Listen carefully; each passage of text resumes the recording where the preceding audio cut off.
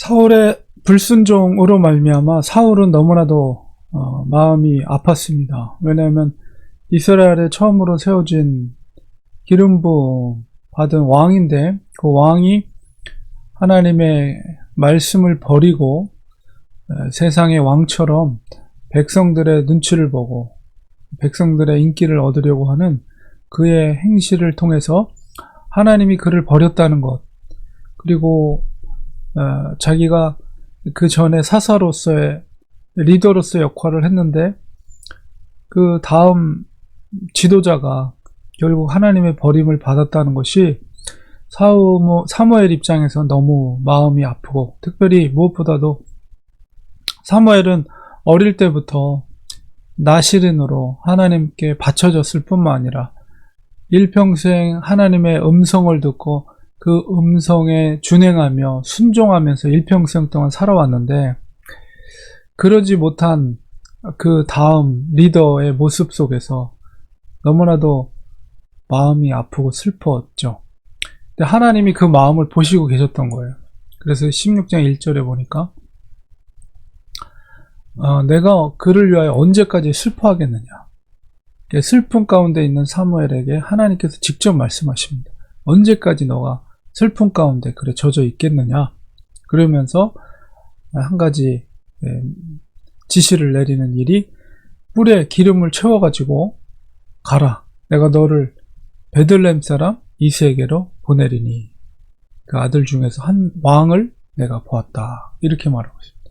하나님이 보았다. 이렇게 봤을 때는 그 이새의 아들들 중에 그 마음이 하나님 마음에 합당한, 흡족한 그런 인물이 하나님 눈에 보였다. 이렇게 우리가 알 수가 있는 것이죠. 그래서 사무엘에게 슬픔에서 일어나서 내가 지시하는 곳으로 가라.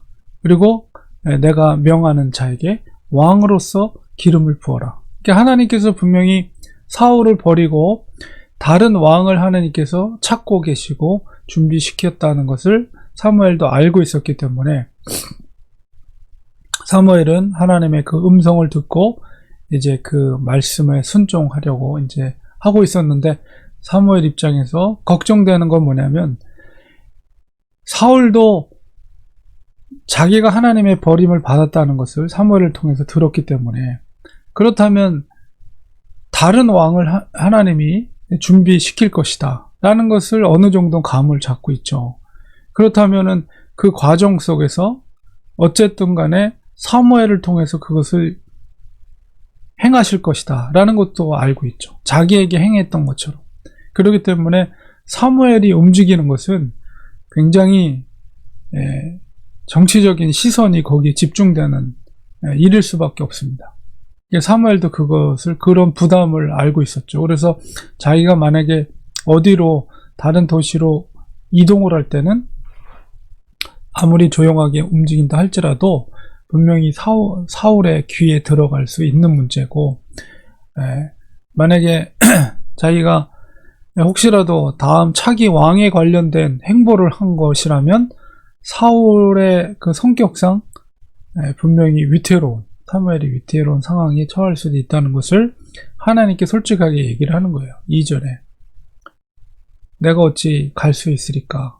사울이 내가 움직인 걸 알면 나를 죽일 것입니다. 특별히 내가 움직이는 행보가 차기 왕을 기름 붓기 위한 행보라는 것이 전해지게 된다면 위태롭게 될 것입니다. 이렇게 말할 때 하나님께서 사무엘을 배려하는, 그리고 다윗을 배려하는 말씀을 하십니다. 뭐냐면 사람들에게는 공식적으로는 암송아지를 끌고 가는 거로 봐서 오늘 레위기를 읽겠지만 5가지 제사 중에서 아마도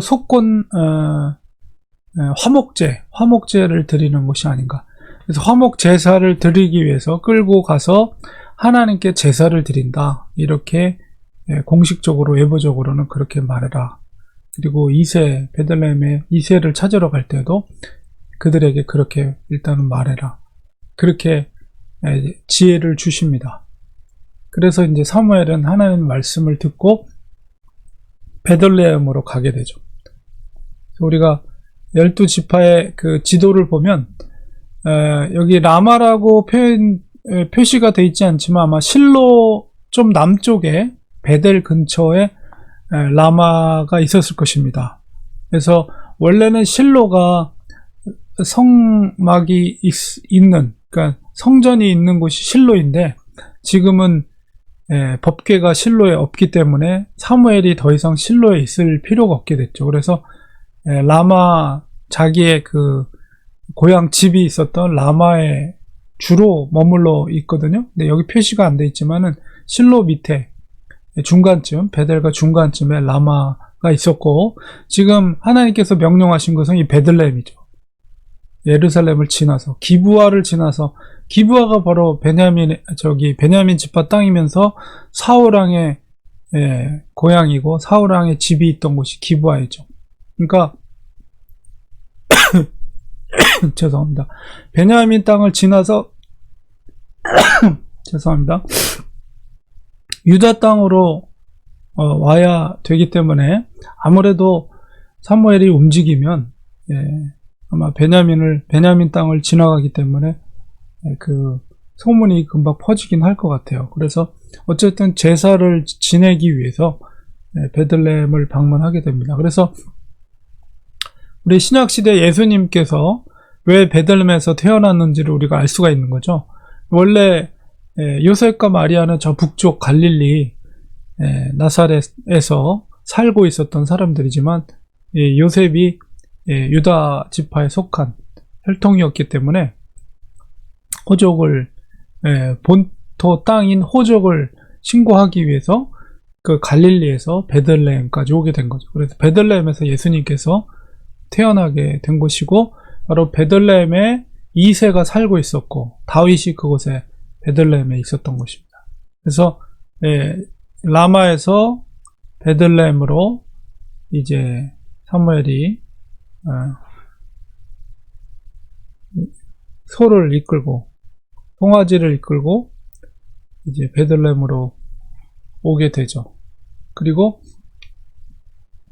베들레헴에 들어올 때, 그 성읍에 들어올 때 성읍의 장로가 이 사무엘을 보고 깜짝 놀랐어요. 왜냐하면 일단 사무엘 자체가 움직이는 것이 굉장히 정치적인 부담이 크기 때문에 만약에 혹시라도 사무엘이 우리 성읍에 와서 사울과 지금 관계가 안 좋다는 것을 사람들이 알고 있었고, 만약에 사무엘이 뭔가 사울의 마음에 맞지 않는 어떤 행보를 하신 거라면 우리 베들레헴 성읍도 이게 사울에게 밉보이는 것이 아닌가. 아마 그런 염려 때문에 성읍 장로들이 떨면서 사무엘을 영접했다, 이렇게 말하고, 평강을 위하여 오시나이까 라고 했을 때 평강을 위함이다, 이렇게 안심을 시킨 다음에 제사를 드리러 왔다, 이렇게 얘기하고, 거기에 이제 2세를, 다윗의 아버지인 2세와 그 아들들을 그 제사에 청하게 됩니다. 이런 새로운 왕을 준비하신 하나님의 그 과정 속에서 아무리 슬픈 일이 있어도, 우리 사무엘을 볼 때 슬픈 일이 있어도 하나님의 그 일하심은, 또 새로운 하나님의 사역과 진보를 위해서, 복음의 진보를 위해서 다시 일으켜 세우시고, 또 사명자를 하나님께서 불러서 그에게 사명을 부어주시는 것을 보게 됩니다. 그러니까 우리가 정말 믿음 생활을 하다 보면, 교회 생활을 하다 보면 정말 사무엘과 같은 그런 슬픈 일을 만나게 되고, 사역에 있어서 굉장히 사무엘의 의도와는 다른 결과가 나옴으로 인해서 정말 그 슬픔 가운데 젖어 있는 거잖아요. 그러나 하나님의 복음의 진보는 계속 되어진다. 언제까지? 주님 다시 오실 때까지.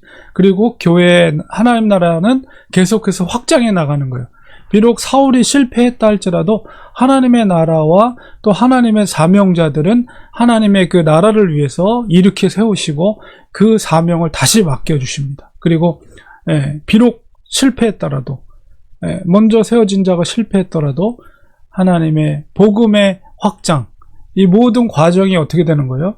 바로 하나님의 구원을 이루기 위한, 하나님의 구속의 역사를 이루기 위한 하나님의 모든 섭리와 일하심이라고 볼 수가 있는 거죠. 근데 그 시점 가운데, 우리들도 이 시대 가운데 그 하나님의 그 구속을 위한 역사의 완성을 위해서 이제 주님이 오시면 그게 끝나는 거예요. 완성이 되는 거예요.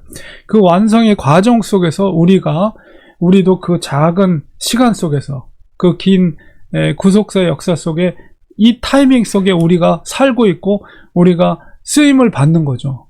근데 우리가 때로는 실패를 하게 돼요. 내가 실패할 수도 있고 교회가 실패할 수도 있고, 그러나 거기서 멈춰서는 안 된다. 하나님은 다시 일으키셔서 주님의 오시는 그날까지 하나님의 복음의 확장과 역사들은 계속 다른 사명을 위해서 진행해 나간다는 거죠. 그리고 그 과정 속에서 사무엘이 정치적으로 굉장히 어려운 그런 일을 행하는 것에 대해서 하나님께서 그에게 배려해 주시고 그것을 행할 수 있도록 지혜를 또한 주시는 것을 보게 됩니다. 그래서 이제 이스라엘 역사 속에서 새로운 왕을 준비하시는, 그러나 이 과정이 다윗이 베들레헴 성읍에서 이제 기름 부음을 받게 되는데 사실 그 다음에 이어지는 행보 속에서 쉽지 않은, 사울과 관계 속에서 쉽지 않는 것을 우리가 이 분위기 속에서 우리 느낄 수가 있죠. 그러나 그럼에도 불구하고 하나님은 다윗을 통해서 일하시고 그 어려움을 또한 이겨나갈 수 있도록 도와주시는 그런 과정들을 이제 이어지게 됩니다. 그래서 우리들도 이 시대 가운데 하나님께서 보내주신 이 시대 가운데서 이 시대 가운데서 우리가 어려운 일을 만날 수가 있어요. 어려울 수밖에 없고, 주님의 일을 할 때 그 방해하는 세력들도 있고 또 쉽지 않은 일들을 만나요. 때로는 실패할 수도 있고, 그러나 그럴 때일수록 힘들고 어렵지만 주님은 하나님의 뜻대로 행할 때 우리에게 새로운 사명을 주시고 그 슬픔을 뒤로하고 새로운 미래를 위해 또 하나님께서 일으켜 세우시고 새로운 사역의 길로 인도해 주신다는 사실, 이런 것들을 우리가 꼭 명심하면서 힘들고 어려울 때 좌절하지 마시고 낙망하지 마시고 하나님의 사명을 붙들고 끝까지 믿음으로 우리 계속 나아갈 때 하나님은 새로운 일을 계속 만들어 가실 줄 믿습니다. 우리 기도하겠습니다. 하나님 아버지, 슬픔 가운데 있는 사무엘을 하나님께서 일으켜 세우시고 새로운 사명의 길로 하나님께서 인도해 주셨습니다. 하나님, 우리가 믿음 생활을 해나갈 때 때로는 실패하고 정말 하나님의 기쁘신 뜻대로 되지 않은 것으로 해서 낭망하고 좌절할 때도 많이 있습니다. 하나님, 그러나 거기에 우리가 계속 슬퍼할 있을 필요는 없습니다. 하나님의 새로운 사명을 위해서 주님의 나라는 계속 확장되고 우리는 이 시대를 살고 있는 구속의 역사 속에서 한 퍼즐 조각에 불과하지만 하나님, 우리를 통해서 계속 하나님의 사명이 이루어질 수 있도록 우리 좌절하지 않고 주님의 음성에 귀 기울여서 하나님이 가라는 곳에 갈 수 있는 우리들이 될 수 있도록, 또 멈추라는 곳에 멈출 수 있는 정말 하나님의 뜻대로 우리의 사명을 감당할 수 있는 우리가 되도록 주님 도와주시옵소서. 또한 하나님의 음성에 우리가 귀 기울여 민감하게 반응할 수 있는 영적인 하나님의 사람들 되게 하여 주시옵소서. 예수님의 이름으로 간절히 기도합니다. 아멘.